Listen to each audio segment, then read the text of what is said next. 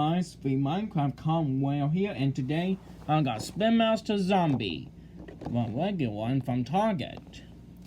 So far I made an adventure. I have a dragon, but I made a golden chassis. I have a Megalodon, but I made the second Spin Master Megalodon.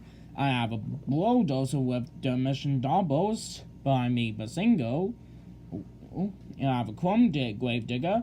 I made a earth shaker, maybe a doubles, but I have a Spin Master regular out Total Walker, but I made a train one.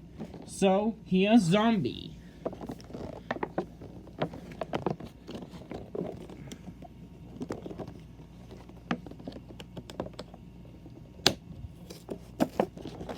Here we go. Bam. And here is the regular Zombie. He has a fine guy in his arms. There's a wave. And what's going to compare to them? He has a fire zombie with arms. And here is a Hot Wheels Monster Jam zombie without arms. That's pretty awesome. Let's cross the arms a little bit.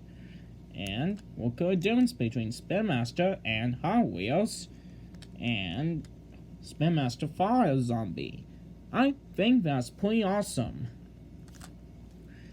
Thanks for watching, and I will see you next time. Peace out, guys. Built a